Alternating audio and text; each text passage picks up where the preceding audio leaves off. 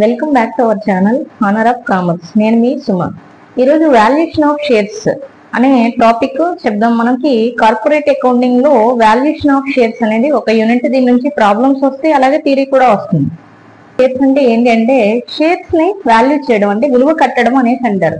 ఒక share value ఎంత, ఒక కంపెనీకి సంబంధించి ఒక షేర్ వాల్యూ అనేది ఎంత ఉంది ఏంటి అనేసి వాల్యూ చేయడాన్ని, విలువ కట్టడాన్ని మనం ఏం చెప్తున్నాం అంటే వాల్యుయేషన్ ఆఫ్ షేర్స్ అనేసి చెప్పడం జరుగుతుంది. ఇప్పుడు నెక్స్ట్ మనకి చూస్తే ఏంటి అంటే need for valuation of shares అనేసి చెప్తున్నాం.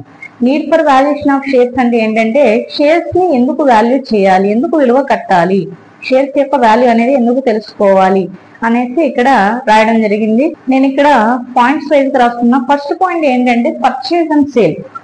షేర్స్ అనేవి పర్చేస్ చేసినా లేకపోతే సేల్ చేసినా, కొన్నా లేకపోతే అమ్మినా కూడా మనకి ఏంటి అంటే ఒక షేర్ వాల్యూ ఎంతో తెలిసినప్పుడు మనం కొనడానికైనా లేదా అమ్మడానికైనా అవకాశం అనేది ఉంటుంది అనమాట.